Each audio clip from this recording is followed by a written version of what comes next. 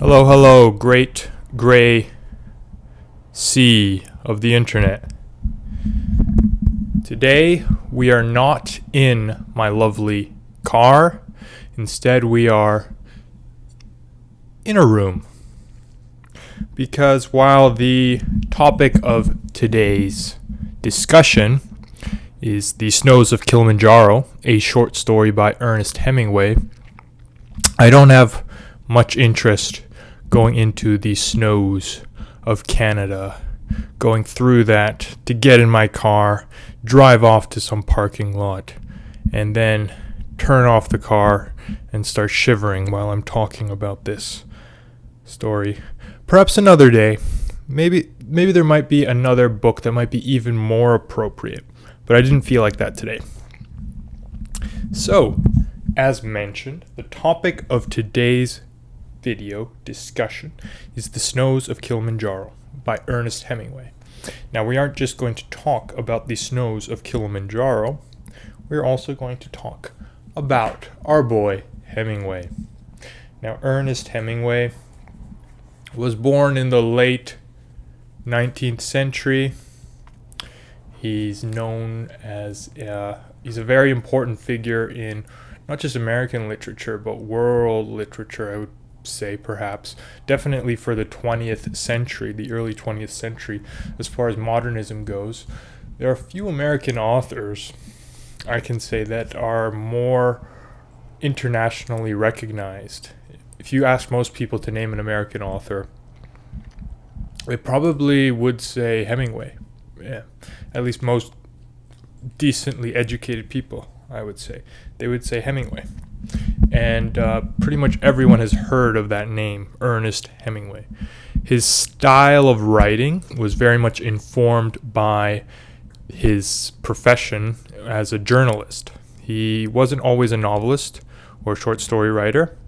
He was predominantly a journalist. Even throughout his life, he continued to engage in journalism, and many of his stories are very journalistic in nature. They're reporting, they're very concise, and they're about real life events.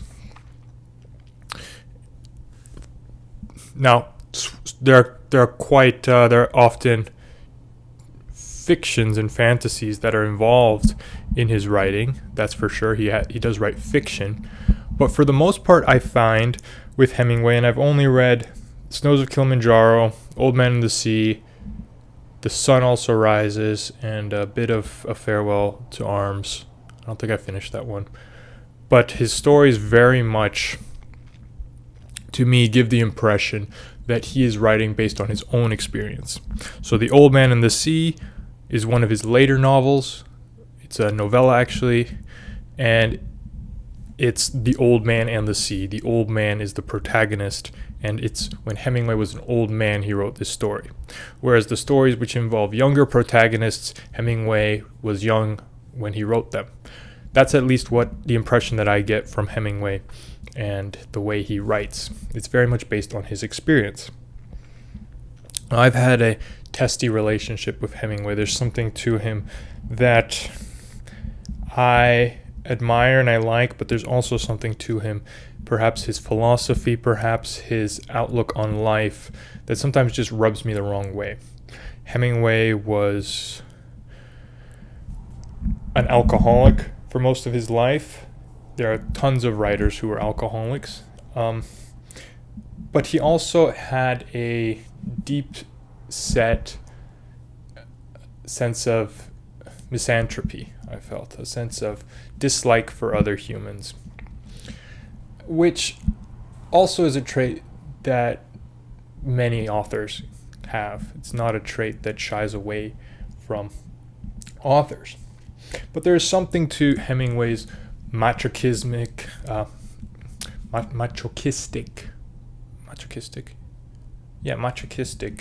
image, his kind of bold, tough guy persona that to me sometimes feels a bit overblown, and not just overblown, but in a way tragic. It seems like he is in a sort of destructive spiral as a person. Now, that's a lot of psychoanalysis for an author. I don't think there's any other author that I've done that I've psychoanalyzed as much as Hemingway, just in that brief 2-minute intro. But it's really on my mind in regards to Hemingway, and it's something that is a bit off-putting about him, and I guess it's also romanticized about him, that he's so much of a tragic figure, I feel, in literature. But he also has he definitely has a dark side, which is what gives a sour taste in my mouth. The way others are portrayed, the way women are portrayed, the way he writes about his colleagues, is a heavy dislike for literature. Which I shouldn't say he has a dislike for literature, but he has a dislike for the academic side of literature. It seems he has a very big dislike for the aristocratic, stay in a cafe all day and write type of literature, and he's very opinionated on that, which many writers do share this dislike, I feel. Also, I think Nietzsche wasn't a big fan of academic writers and overblown prose. Ralph Waldo Emerson, I think, as well, another very important American author. There are definitely many other authors who don't take liking to the overblown and almost detached from reality nature of literature. And Hemingway definitely sits in that camp where he's against that. Yet there is something about his writing that there's this seeping restlessness and depression in his writing that I struggle to come to terms with his writing. And it's not that he is necessarily a bad writer. I don't think that he's the most interesting writer sometimes either. When he writes about some of these depressing situations and these situations that make the characters question their own lives and a lot of the destruction that they've caused, which is pretty much what Snows of Kilimanjaro concerns. That to me is it's hard for me to come to terms with that, because I know that Hemingway is writing from his own personhood, and I don't believe in separating the art from the artist. That being said, I like to think that I have a fairly wide range of appropriate and I shouldn't say appropriate, but openness to other experiences. And while I am open to Hemingway's experiences, and while we should be open to other people's experiences, we should recognize in a way that these experiences, they impact us when we become open to them. When we agree with things, when we question, we don't have to agree with things, but when we allow things to enter into our minds, they affect us. And that being said, I found The Snows of Kilimanjaro to be my most enjoyable Hemingway experience, even though it is one of the more depressing ones. I really did not like The Sun Also Rises, which is hailed as one of his greatest works. That was the first novel that he wrote, and it propelled him pretty much to stardom in the literary world, and he had to kind of uphold this tough guy, macho image, which he projected onto basically the character that his insert character in The Sun Also Rises. So he kind of kept on engaging with these machistic, very masculine, but often destructive behaviors. Getting drunk, becoming an alcoholic, getting in all kinds of fights with people, sometimes getting beaten up by people, hunting and all that stuff, whatever it might be. But he felt the need to uphold that. Now, The Snows of Kilimanjaro, that's a lot of rambling, where I'm going in and out, kind of dipping my toes into the snows. Now, The Snows of Kilimanjaro concerns a character called Harry, who is dying. He has gangrene, on his foot, I think, or on his arm, a part of his body, essentially, is his tissues are dying because he has a cut that's infected, and he doesn't have the medicine or he doesn't have the medicine or the methods, at least where he is, to get rid of this gangrene, and it's spreading. Typically, you would amputate that part of the body, but he doesn't have the means. He doesn't have he doesn't have the ability to do it. And why does he not have the ability to do it? Because he is pretty much in the middle of nowhere in Africa. And how did he end up getting there? Because he married a woman called Helen, who has a lot of money, and she arranged basically on his wanting a large safari, a large kind of vacation in the African bush, the African jungle, the African savanna, and they ended up going far away from population, and they're there with a few African helpers, but they're pretty much in the wild on their own with the help of some African local helpers. And why does Harry do this? Why did he want to go on this large excursion? He wanted to go away from basically the city. He wanted to go away from it all. He wanted to basically push the limits and in a sense feel a sense of freedom, which would allow him to, he believes, write, because he is a writer who essentially has struggled to engage in a writing routine, has struggled to consistently write, and he believes that going off to Africa into a place with minimal comfort, even though his wife has a lot of money, Helen has a lot of money, to go into a place with minimal comfort but a sort of extreme and raw experience in Africa as compared to at least the traditional European experience. It's much more extreme in a sense. He felt like he would regain the ability to write. However, the irony is he gets gangrene and he doesn't have the means to heal himself, and he is slowly dying. This injury, gangrene, which very easily could be prevented if he was in a developed country or if he was in a situation where he had the medicine, it would have been prevented. But instead, he's withering away. And the short story concerns Harry recalling his life and situations out in his life. And it turns out that he was born in very low income, he was born in poverty for the most part, and he really struggled to make ends meet, but essentially based on his social charm, he managed to get in relationships with women that had a lot of money, and he essentially managed to get out of poverty in this way, and also through his writing.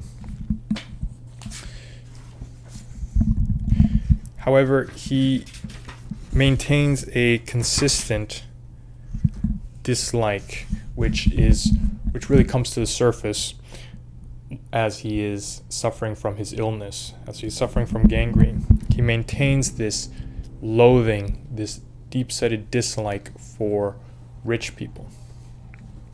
There's a passage in the short story in which he says, "But in yourself you said that you could write about these people, about the very rich, that you were really not of them, but a spy in their country, that you would leave it and write of it, and for once it would be written by someone who knew what he was writing of. But he would never do it, because each day of not writing, of comfort, of being that which he despised, dulled his ability. and softened his will to work, so that finally he did not work at all.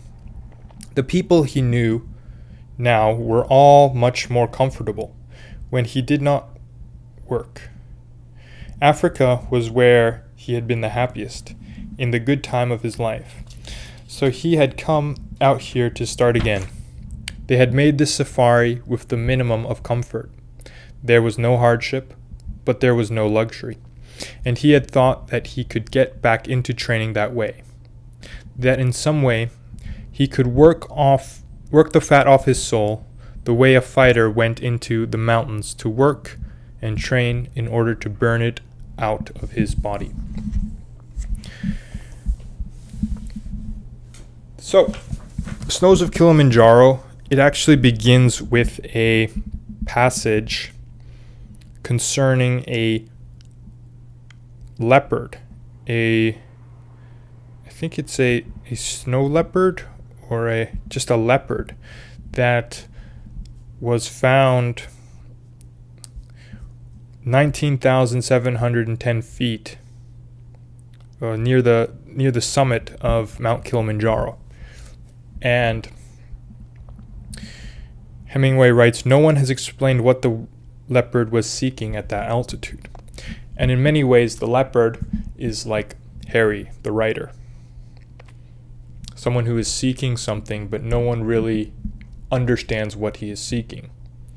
Because even while he is in Africa, he doesn't really write. And he is only beginning to write as he is dying, as this gangrene seems to be quite clear that it is going to take his life.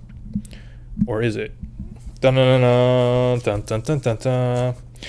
And as Harry recalls his life through these passages, which are in italics, you see very much that it's colored, that these are bad memories, that these are horrible memories, these are violent memories, these are destructive memories and unpleasant memories of his life. And it's quite tragic. And in some ways, makes me wonder about Hemingway. Now, initially I had an issue with this short story because the character Harry is blaming Helen for all this. He's blaming the rich, he calls her rich bitch consistently. And he's blaming her for his hardship, for his situation, which to me I couldn't help but roll my eyes, because Harry put himself in this situation through this thrill seeking, through this searching. He had no one else to blame. And later I did get the impression that that was the case, that the author did feel that was the case. The thing about Hemingway, the issue I have about him is he's a very opinionated writer, and occasionally his opinions border on too much sexism and an incredibly narrow view of life, I feel. That would be my concise criticism of Hemingway. Because he's very opinionated, sometimes he seems a bit dogmatic and has a narrow view. I'm not sure if I felt that as much in the Snows of Kilimanjaro towards the end. And it really ended up and opened into a very beautiful short story. And it's easily my favorite Hemingway short story. That being said, I can't say I'm super gaga about Hemingway. However, I have been told from many people, that his short stories are far superior to his novels. Wasn't a big fan of The Sun Also Rises, and The Old Man and the Sea was a bit boring and bland. But the imagery of Africa, the animals, which are consistent themes, it's an excellent, it gives it an excellent landscape like imagery, I could say. And it's very symbolic imagery as well. Good short story, pretty much about death and recalling your life. Now, I thought that this story, The Snows of Kilimanjaro, when I read it, I recalled, because there are a few things in this noggin, I recalled that Hemingway was in a plane crash in Africa, in a few plane crashes in Africa, and that nearly took his life. And I wondered if the Snows of Kilimanjaro was about that, him recalling that. It turns out it's not actually about that. The plane crash that I remembered him having happened about 20 years after the Snows of Kilimanjaro. By the time he had written the Snows of Kilimanjaro, Hemingway was already just hunting in Africa. And it seemed like he didn't have this deadly plane, this very near fatal plane crash, in which he very likely would have sustained injuries and pondered his own mortality. So it's a bit eerie that he wrote about an event happening that almost seemed to happen in his life 20 years later. So he got into 2 plane crashes in his 50s, in the 1950s, and he got a fractured skull from it, many bruises, I think a broken rib, definitely a lot of cuts and burns that he sustained from these plane crashes. And people wonder if these injuries, they definitely impacted him throughout his life, and if they were a factor in some of the events that happened in his later life. Now, that is it, the Snows of Kilimanjaro. I hope that this was an interesting rambling sesh. Take care.